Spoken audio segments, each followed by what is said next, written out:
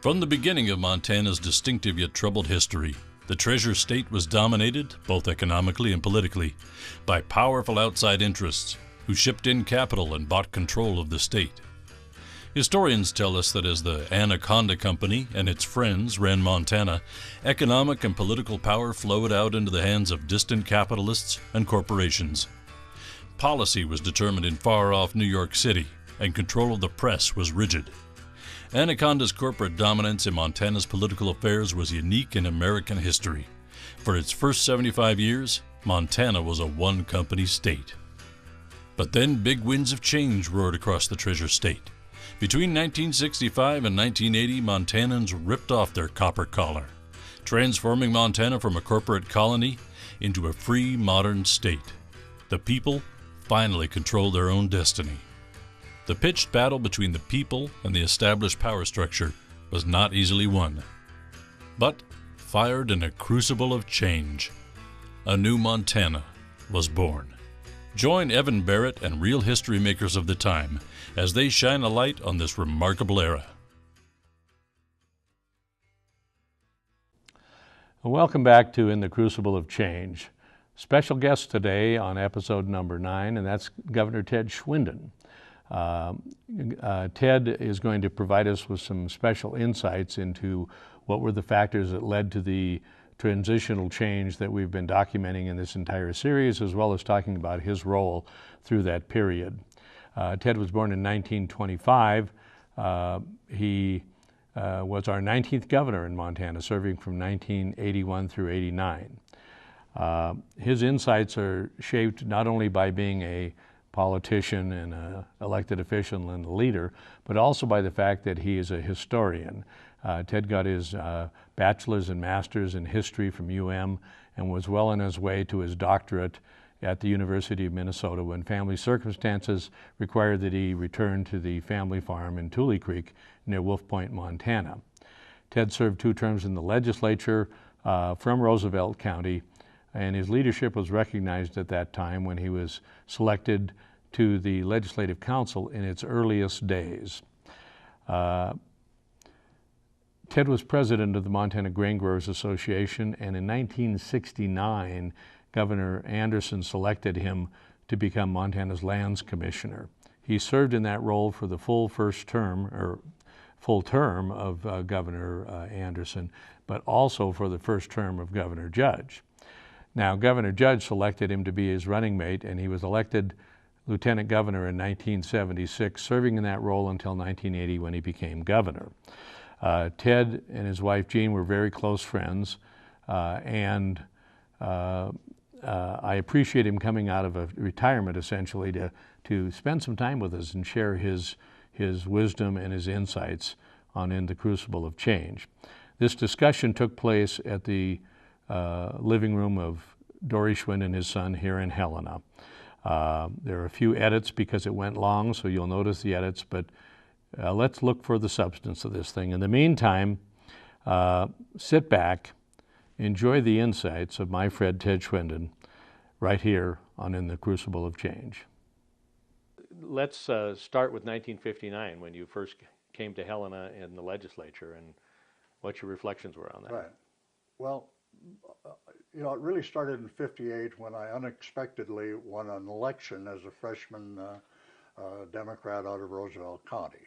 And you're right, I left office in 1989, and when I did that, I basically left the world of politics and became once again a historian, because from the time I was in elementary school, I loved history. And one of the things that happened after I left office is I more and more look back on exactly what you've talked about, Evan, which is that the way I would put it is that if a former legislator from the 1930s or 40s or 50s would have stopped into the House or Senate in 1959, they'd have felt totally comfortable. Nothing much had changed, except we had electronic voting by 1959. But you've stated it, I think, very well in terms of the context in which I've looked at what happened in those years, and as an observer, and sometimes as a participant in a few instances. But as I've thought about it, Evan, the change really began in World War II. And I think any future historian who's doing a master's degree on this period we're talking about is going to have to look back to that incredible period right after World War II, when some, 14 to 15 million young Americans who survived that horror of those war years came home to not just the United States, but to Montana. And they brought back one dramatic change, something like the PSD that now has become characteristic of the Afghanistan situation. They were changed. They didn't know it at the time, but golly, we'd been all over the world. We'd been in Southeast Asia and the Philippines. We'd been in Europe, and we'd been in Germany and Italy and North Africa. These young Americans coming home. And they were not the same kids who came out of the schools in Wolf Point and Libby and Webo and Kremlin and all of those communities in Montana. They had seen the cultures of the world, and it had an impact. But even that dwarfs in significance to the passage of the GI Bill. We came back as young Montanans to have an opportunity to go to college. I don't know, Evan, but I have a feeling that neither my brother or I would have been able to go to college coming off that farm in northeast Montana. He went on to become a doctor in economics, PhD, and I had a great education in both Montana and the University of Minnesota. And so we had not only a lot of young people who came back from the war whose culture attitude was different, but all of a sudden they could go to school. And we then, I guess, in my opinion, we began to realize the old Jeffersonian dream, which I'm sure you're familiar with. He said, our republic doesn't survive without an educated citizenry. And that's what those years after World War II did. And that played over into this period that we are going to talk primarily about today, which is what happened in about that period of 59, 60, and 61 that began the transformation. Yeah, and you served 2 sessions in the legislature, right? Yes, 2 sessions. 2 sessions. Then it got beat. Yeah. Now, Francis Bardno was such a good friend of yours that came when you did. Yes. Could you reflect on Francis a little bit, and then we can bridge out into what was happening? Well, we met the night of the Democratic caucus in January of '59. I was circulating around the room, and I ran into this fellow with a rich plaid shirt and a pair of Levi's and cowboy boots that had been worn, on a horse, and it began a friendship that lasted until he finally died after he left the legislature. He became, if not the most long-serving legislator, he would be close to it. Maybe Dave Manning was probably the longest, Dave Manning but maybe other was than longer. that, yeah. But he always played a key role because he was appointed to the Appropriations Committee in 1959 and continued to, and I'm going to use this word advisedly, he ruled over it, sometimes to the frustration of other members of the legislature. And I was the best man at his wedding. I mean, we were just good friends, that's all. So, no, Francis played a role, and I'm more comfortable talking about this period of time, Evan, because Francis and I would sit around the breakfast table while Gene cooked breakfast at our house here in Helena, and we'd talk about retrospectively what was happening. So, no, Francis was a good friend throughout my entire political career. It was interesting that there was a period of 16 years after World War II, starting with Aronson as governor, and he served 2 terms, and then Nutter was elected, and before he was tragically died in the plane wreck. But with that, you had another 2 terms. So you had 16 years of Republican governors. Right. which were followed by 20 years of Democratic governors, of which you were the final 8 Right. years. And it would appear that there were some major forces at work in terms of the desire for change from the control of the Anaconda Company and the special interests of the state, such as they would be, to more of a people orientation of government and government that wasn't hidden from them and Okay. so on. I wondered if you might, reflect on that a little bit. Well, first, I have to make a confession, because as a freshman legislator, I really didn't recognize that a change was already just barely beginning in '59, because in retrospect, a few years later, I could recognize that the historical alliance that had played such a tremendous role in Montana history, the Anaconda Company, the Montana Power Company, and the Montana Stock Growers, who, it was a loose coalition that continued to particularly have the ability to kill or change legislation. But that coalition, I believe now that probably had already started in '59, and by '61, my second and last session in the legislature, there were differences in the way they no longer always cooperated on issues before the legislature, particularly the two big corporate outfits. And, So anyway. And in '59, of course, was the year that the Anaconda Company actually sold the newspapers, Right, that they controlled right. most of the state Okay. newspapers. Good comment, because that moves us right into the next thing that began to change Montana, and this one is significant. When Anaconda sold the newspapers, really for the first time, Montana had virtually statewide independent newspapers. The Tribune, the Great Falls Tribune, had always been the closest thing to an independent paper in its editorial and news coverage and so forth. And the wire services like AP and UPI basically handled the day-to-day news. But once the Anaconda newspapers converted over or sold, maybe in part because what was happening at the national level in terms of what later become the Nixon scandals and the work of Woodward and Bernstein, a group of young journalists emerged in Montana, and they were remarkable. I once wrote an article for the Montana Magazine in which they had asked us to identify the most important factors in Montana's history. And I listed Chuck Johnson and Jerry Holleran. Yeah, Jerry Holleran, Dale Burke over in Missoula, and then Foley. ultimately Dan Foley, who's the one that brought down the, in a way, the sales tax initiative. And that period of very aggressive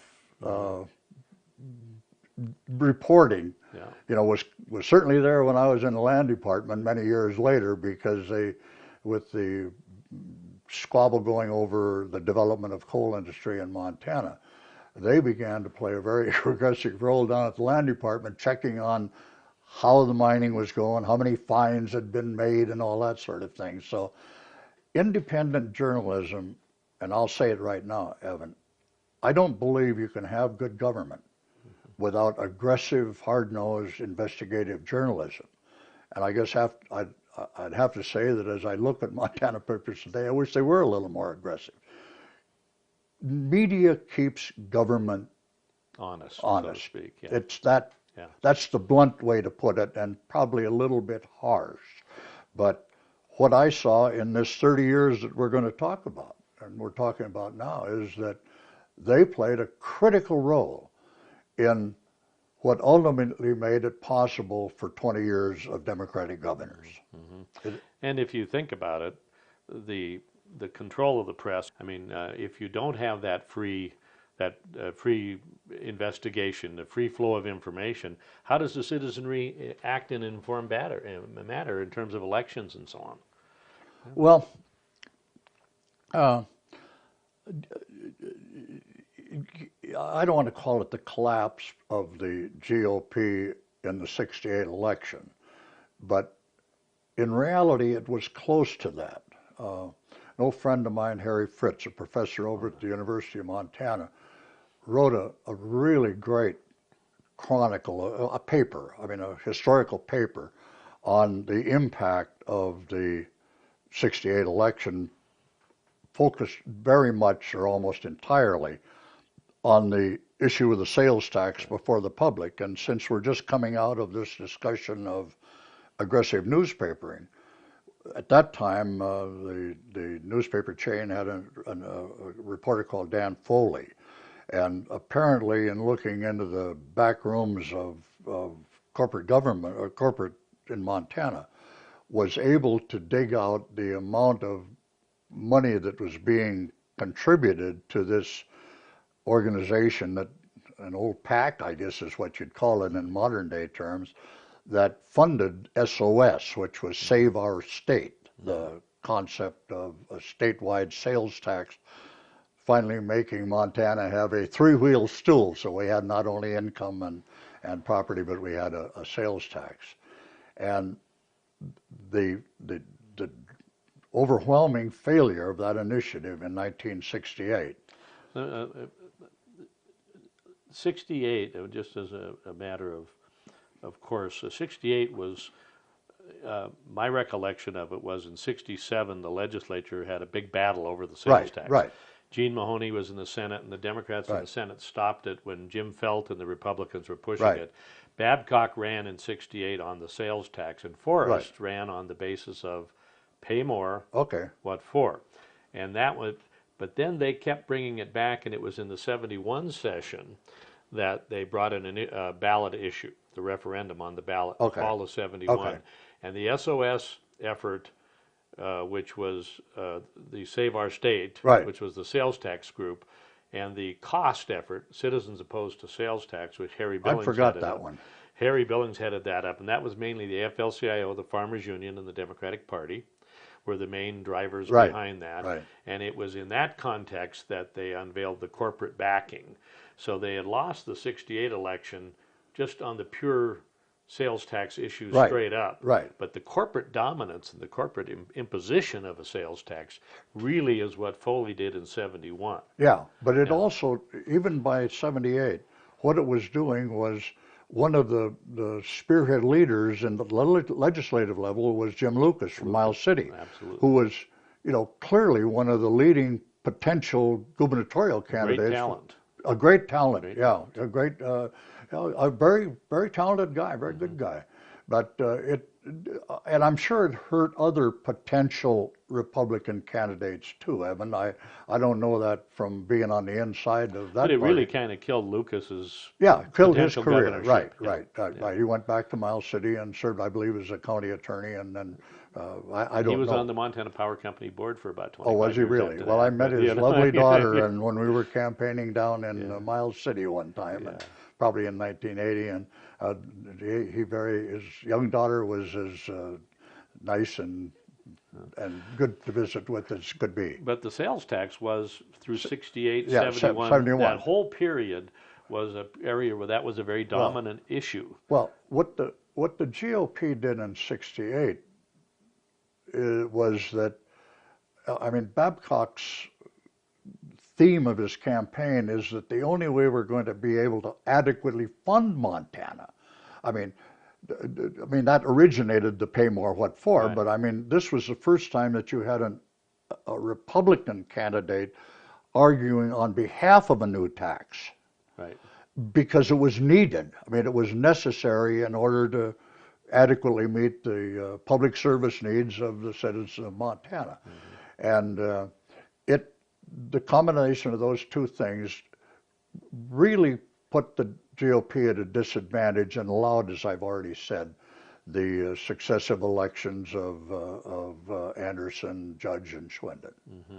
It was kind of interesting, and I don't want to get into the pure politics of it so much because of, but when Babcock ran in '68 as an incumbent governor, his incumbent lieutenant governor, Ted James, although they didn't run as a team back then, but Ted James ran against him in the primary. I know. And the interesting question about whether that divided them or not, but Forrest obviously hit the accord with people with the pay more, what for? Yeah.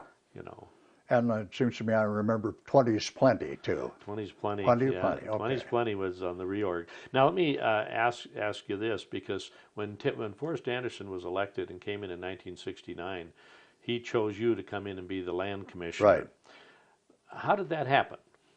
In your memory, what was the connection, or was there a connection? Well, the reality was that the call came in early February.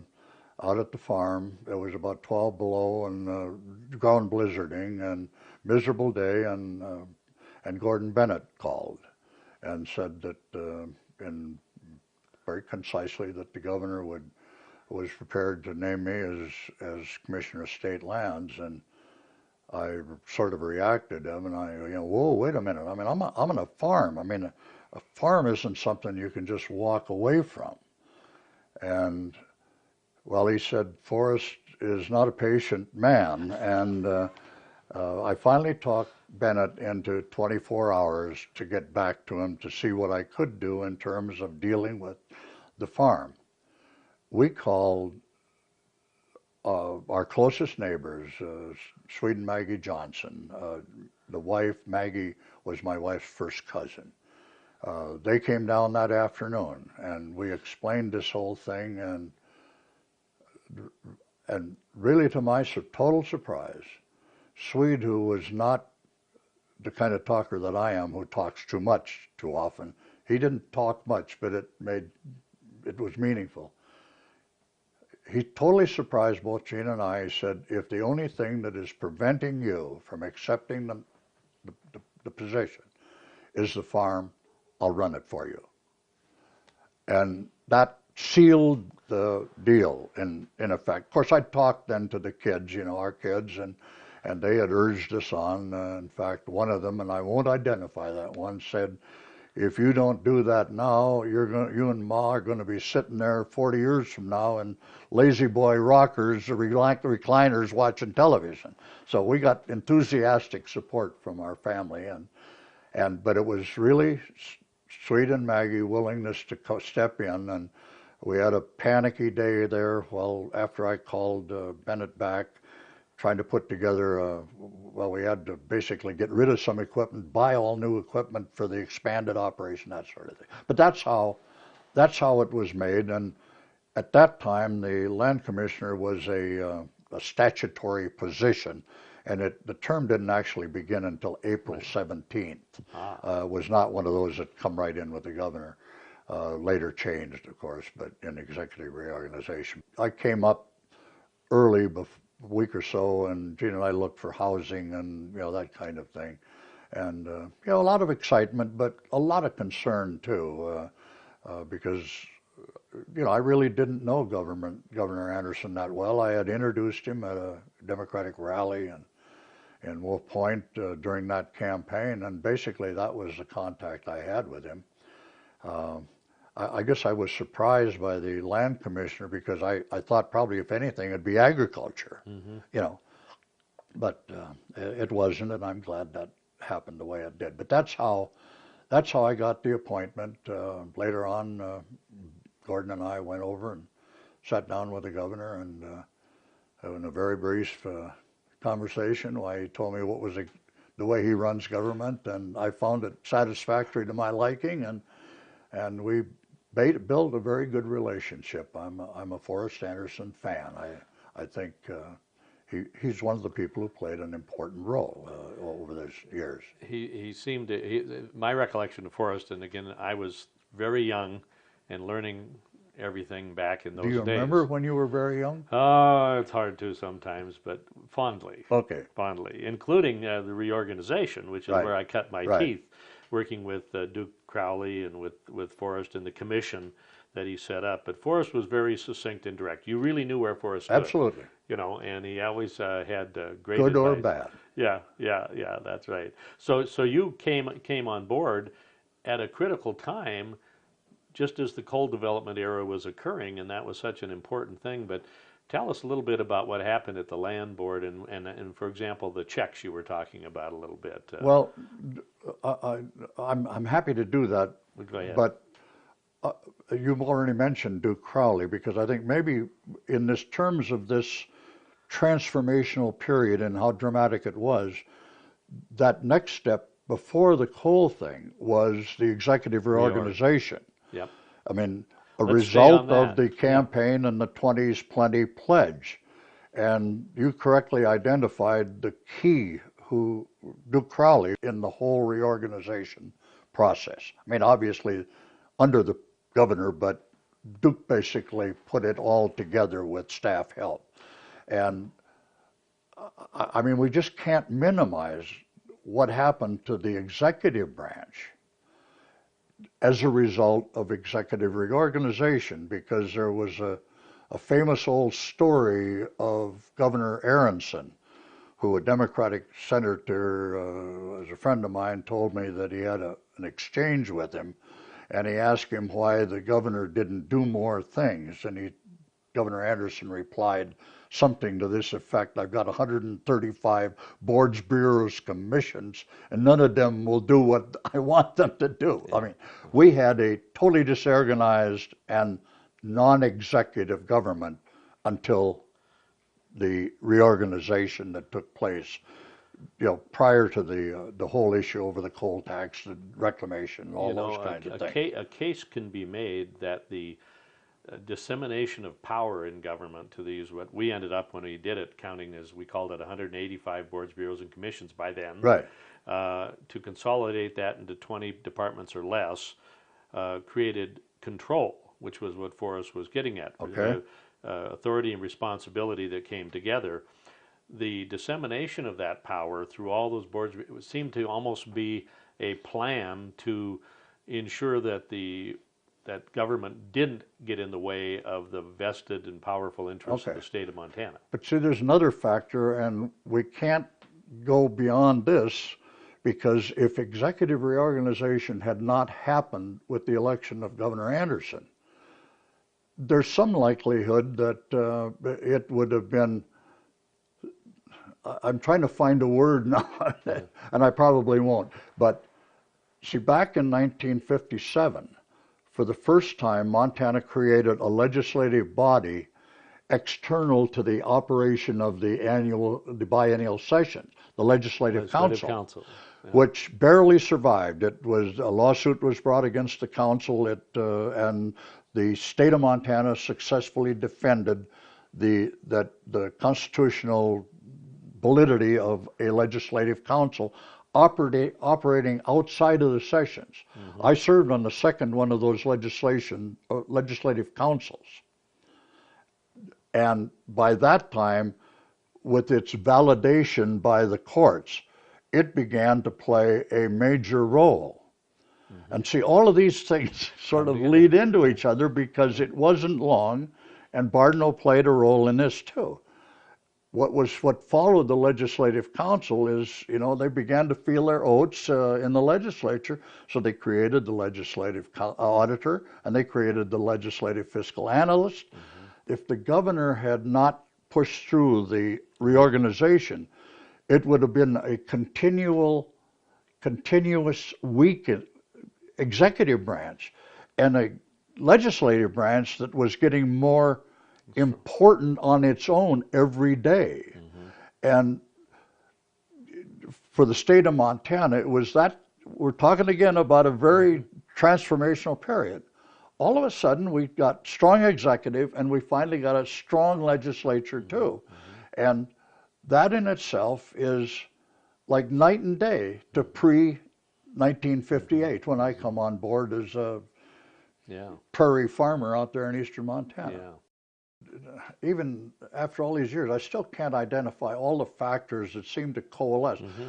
Part of it, I have to go back to a changed culture, relevant to this, a new group of people coming into power, younger people with new ideas and so forth. But the whole thing just began to gain momentum, because that's about the same time we're talking about the Constitutional Convention. Right. I mean, as far as I know, no other state was doing something like that. I mean, here's this, relatively low population western states that all of a sudden is, changing. And you know, there were different actual instances of things what happened, but throughout that whole period that began sometime maybe after that 68 election, the Montana public seemed to be ready to try something different. Yep. It gets that simple. I mean, Yep. A farmer always understands that if you try a crop and it turns out to be a failure, you find something else to plant. You know, I mean, it's that simple. And I think there was this growing sense in Montana that government could do better than it is. One change that was kind of imposed upon us as a state by the U.S. Supreme Court was reapportionment. You know, and I remember Dave Manning always saying it should be one cow, one vote.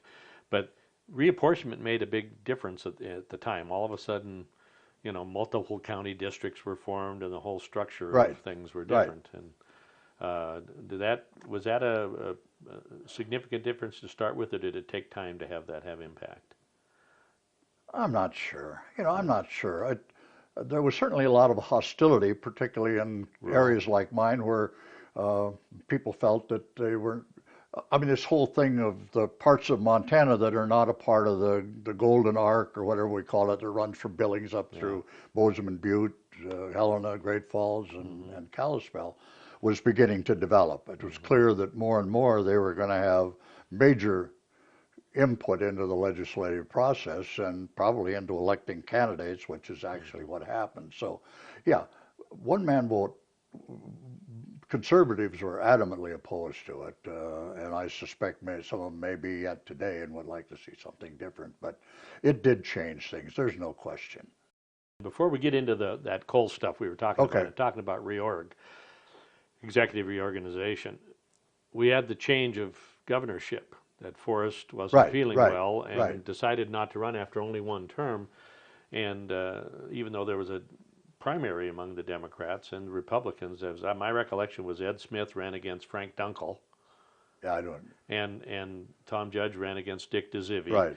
And Tom, as a lieutenant governor, emerged from that. And when he was elected governor, he asked you to stay on. Can you tell us a little bit about that kind of bridge that occurred? Well, I'm not sure how I can respond to. One of the things that I think caught us by surprise was the number of Anderson people who were asked to stay on. I mean, governors generally like to bring their own people in.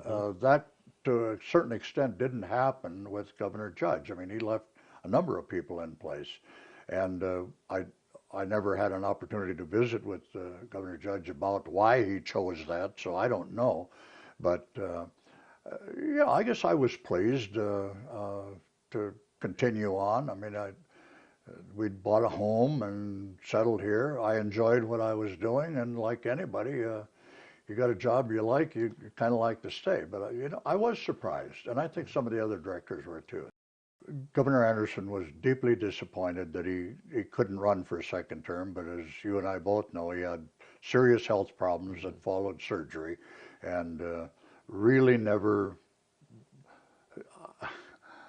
I mean, it hampered his governorship, and he told me some of the personal stories that verified that. I mean, it's awkward to have a medical situation that is difficult to deal with. So, you know, I have no idea what a second Anderson administration would have been. Maybe he would have replaced more people than Judge. I don't know.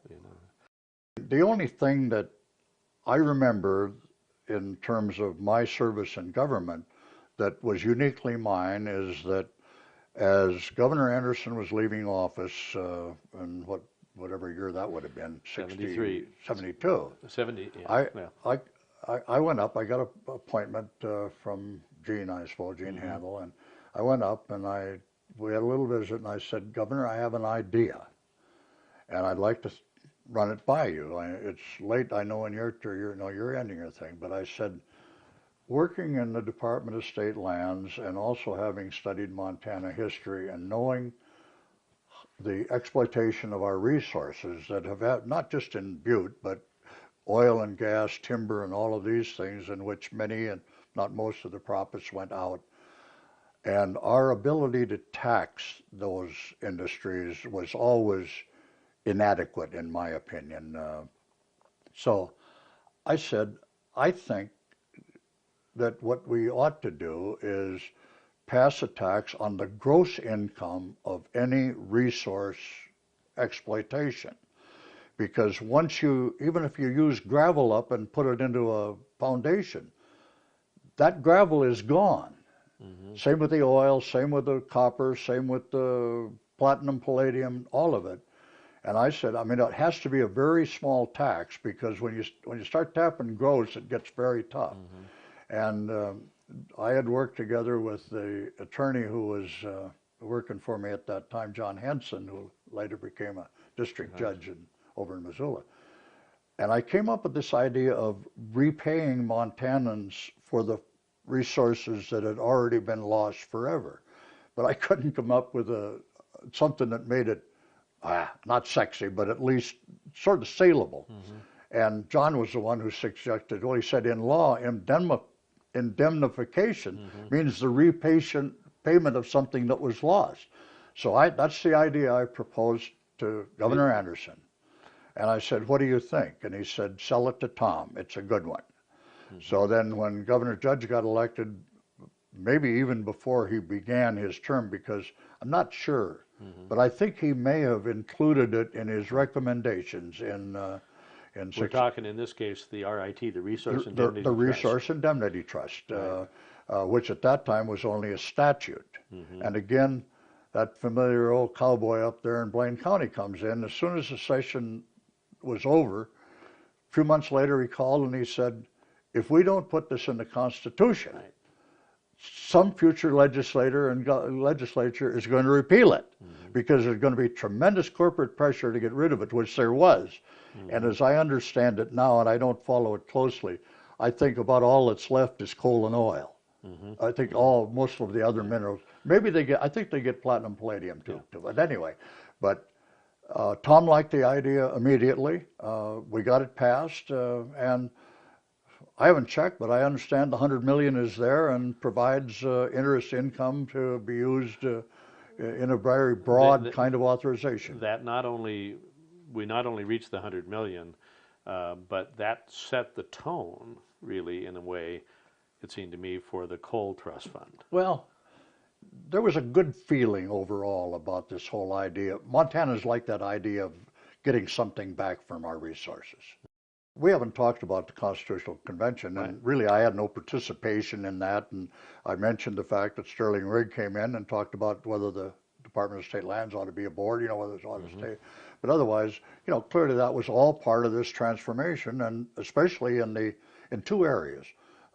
Environment, which was clearly stressed in the new Constitution, and also the people's right to know, which has ultimately led me to try to open up state government. I mean, to an extent that I think probably had never happened in the past. I don't think it's happened since I left there. I don't think it's quite as I mean, I basically laid everything bare. Anybody who wanted an appointment had to allow the press in, unless they could come under that exception that right. says individual privacy. The right of privacy, it would intervene. One of the other factors was the college over at the university that somebody had run a poll over there of public attitudes toward right. government and so forth. And one of the things that they came up with was the sort of alarming low level of trust in government at all. Mm-hmm. Sort of what we're seeing now. Yeah, I mean, the whole Tea Party, all that is, I don't trust them anymore. Mm-hmm. Congress can't do anything. I mean, nobody's looking out for us mm-hmm. anymore. And with that level of trust, I thought, my golly, if people don't trust government, we're in big trouble. And that's why I decided, I met with the press before we started, when I started my, got elected as governor, and I said, I intend to open it all up. I mean, I asked them if they wanted to have press meetings, like presidents have, or whether they would rather do individual, and of course they all wanted individual. Right, yeah. Big surprise, right? Yeah. When you were elected governor with George Terman as your teammate, and you ran on a campaign that was straight talk, good people. Right. And when you were elected, my recollection was that, you went from a Lincoln Continental town car for the governor to your own car. You listed your phone number in the phone book. The openness was just what you're talking about, was a big part Well, of course, of. that's who I am. Yeah. I mean, that's the way I grew up. I grew in a community where we shared everything. Our whole system was founded on the idea that we elect other people to take care of us, not in terms of, welfare checks, but in terms of passing legislation that ensures, equality and justice for all. And there's been too much erosion. So, well, and part of that is going again back to your time as lieutenant governor, and we'll get it was. I think we called them. I think you later called them Capitol for a day, but I think we called them Governor's Public Forums. Right. And all the department heads were going out and going into towns, every county in Montana, bringing government to Montana. Yeah. Governor judges were restricted more to larger audiences, and not. What he tried to do was take along directors. If you went to a rural area like Glasgow, it would be pretty certain that both I and the Department of Agriculture head would be a part of the Air Guard plane that we flew up in. When I came up, or borrowed that same concept, but totally in line with my ideas, if they don't trust us, I'm not going to be around next time around, that sort of thing. So we set up the Capitol for a day, and I don't remember how many we did, but we hit just about every. I think you did every county. Maybe. Well, I didn't do any of the large counties because my feeling was I was in large cities so often that there was ample opportunity. I believe we did do Great Falls. We got a hold of a little mobile home or something and parked it on Central Avenue, but it didn't have nearly the interest or the importance that the last one we held was in Circle, Montana. I think in their historical museum they have that sign we used to hang across the street, said Capitol for Day, and I think it was a very important part again of who I was and what I was trying to accomplish. That being said, you had now a new role as lieutenant governor. Reflect upon that, because those were 4 years that were probably challenging. Well, and I don't remember exactly how it happened, because obviously as lieutenant governor, at least in my case, I had pretty frequent contact with Governor Judge, over one thing or another.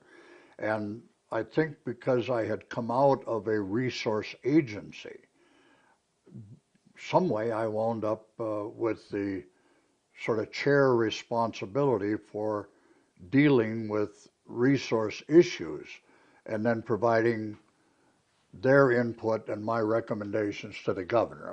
It's a very simple government procedure. And so much of that 4-year period was occupied with fish and game people like Poswitz and natural resources and that sort of thing. But that was the major focus. I did some speaking on issues, sometimes without the governor's input, and sometimes, he asked me to go to talk to people.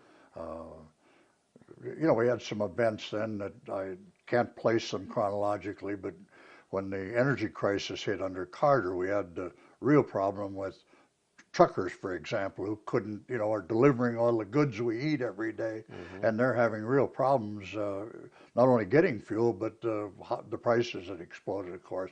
So I did a little bit of that troubleshooting, I guess you'd call it. And I remember I went over, I met with a very angry group of truckers out south of Missoula someplace, down around Lolo or something, and they were irate. There was no question. They were very frustrated. So, no, but mostly the major role I played was to try to put together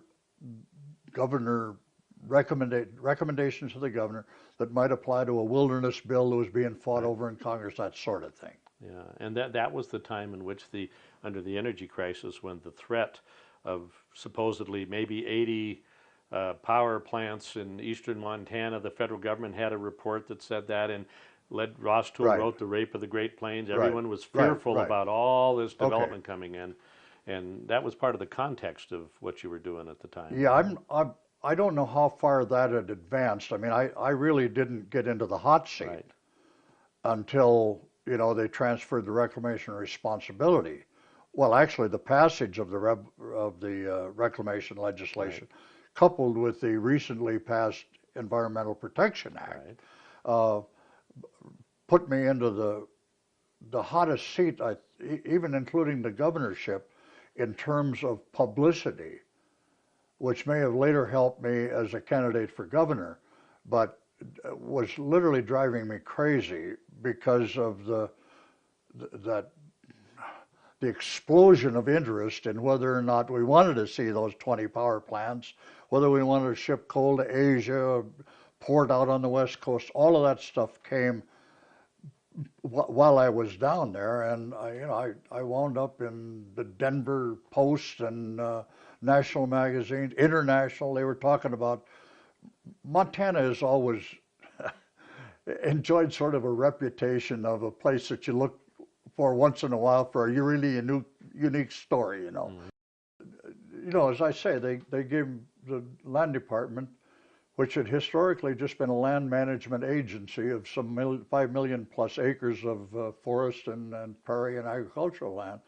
And all of a sudden, first of all, they pass legislation which requires the implementation of staff, and the environmental movement was so new. Who do you hire? Yeah. You know, where do you find? Where do you go from here? At least from that point of view of being totally new in Montana, we just walked out into totally foreign territory when we got into the reclamation business.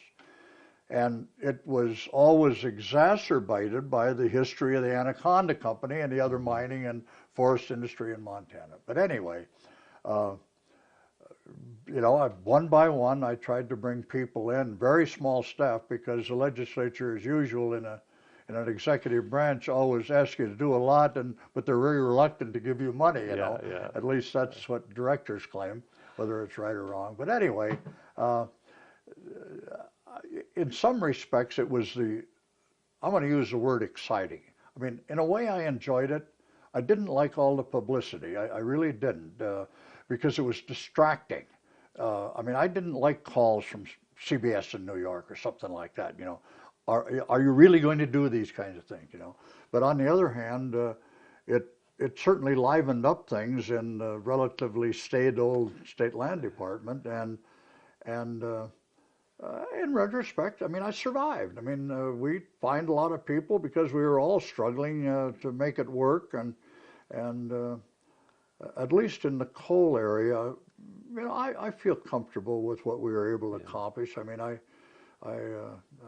you know, we had some criticism and probably deserved it. But Well, there's something to be said for coming out of the crucible a little stronger than you were, the alloyed perhaps, a little stronger. Yeah. And that might, as you said earlier, maybe prepared you well for dealing with running on your own. Well, the problem with the reclamation issue, of course, is that it was new and it was hot. I mean, it was,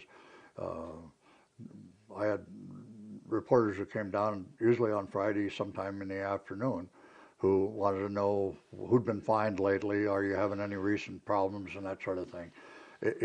That's rare, you know, in relations with the media. So it was implemented, and you know, hopefully it's still working well, because we still have coal industry. And I think maybe what helped me, you know, even into the second term was the surprise of the election in '80.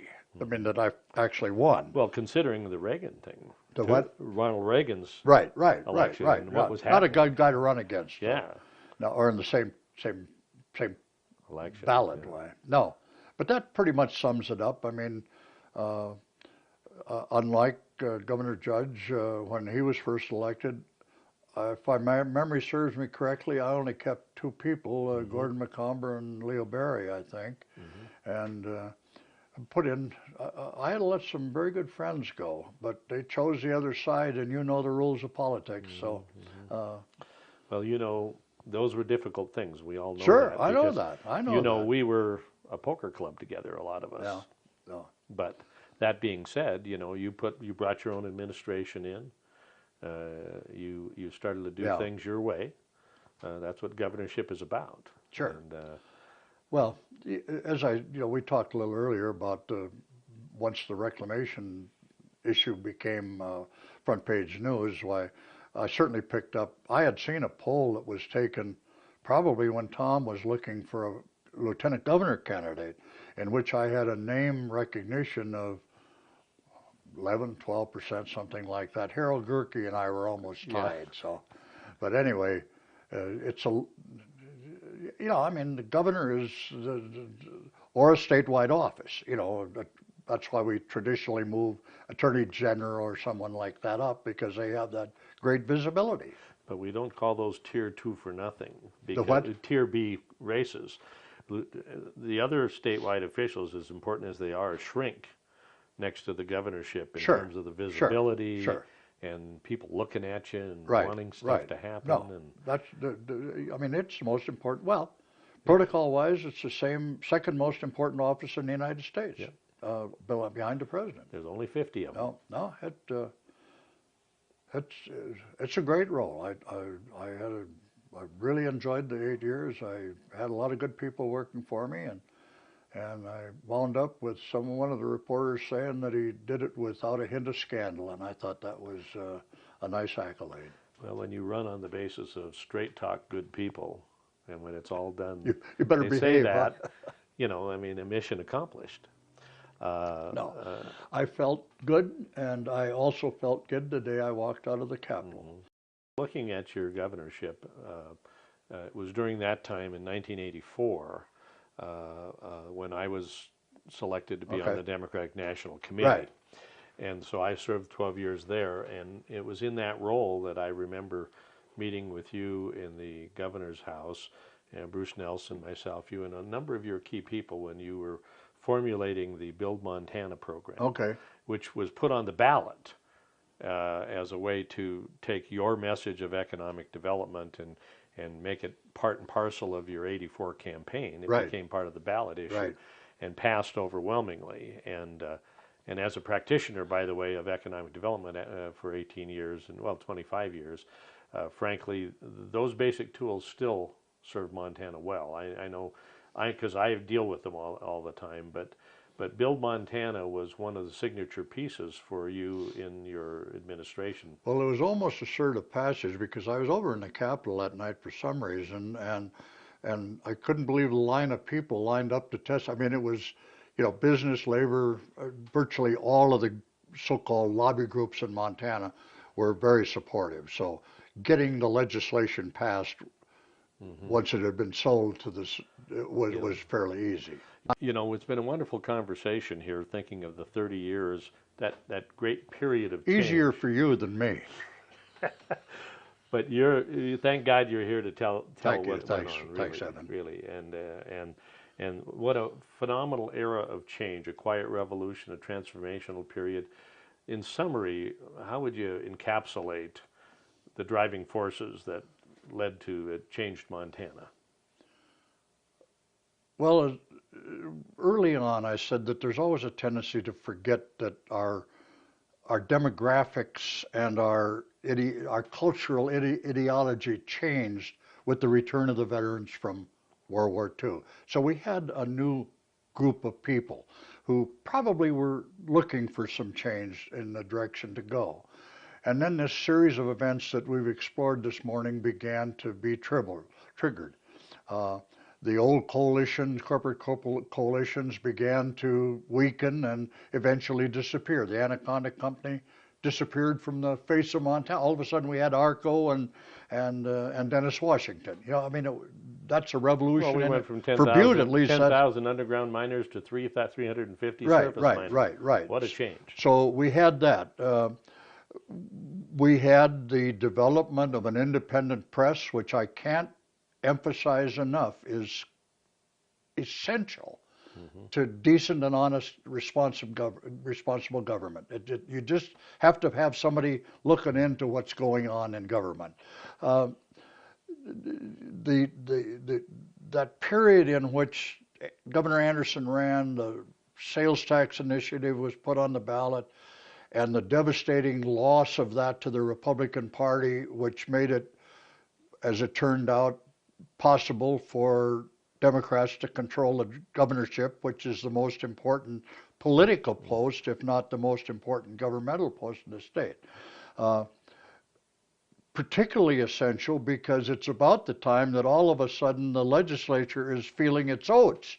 And they're saying, hey, I mean, don't forget about us. And so they rapidly proceed not only to set up the legislative council, they set up a legislative auditor and a fiscal analyst to start giving governors sometimes a lot of problems. Yeah, I mean, and they're looking at agencies that they feel are not operating properly.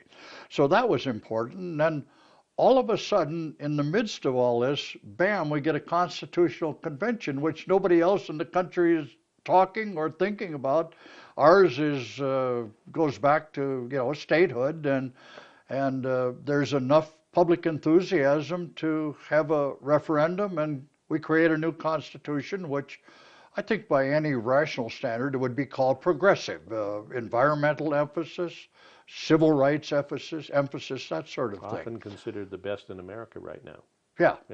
And then at about the same time, in part because of the battle over the sales tax, Governor Anderson comes in with a pledge to reorganize state government, and brought along with that the reorganization or the redirection of the state financing operation through the State Investment Board. And we hardly got rid of those 440-yard hurdles, and all of a sudden we get the new reclamation environmental push.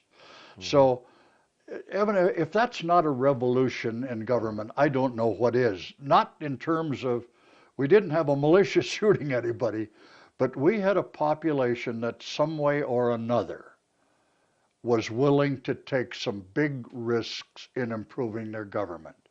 And I believe to this day that if you add up that list of items, you come up with the conclusion that it was all to the good. If you've been around Montana government, particularly in that period, you got to be damn proud of it. I mean, proud of the people who made it all happen, really. And like I said, I mean, for most of the time I was sort of sitting on the sidelines watching this thing, and it wasn't until I'd been out of office for 3 or 4 years in the quiet solitude of my home and family that it began to dawn on me what had happened.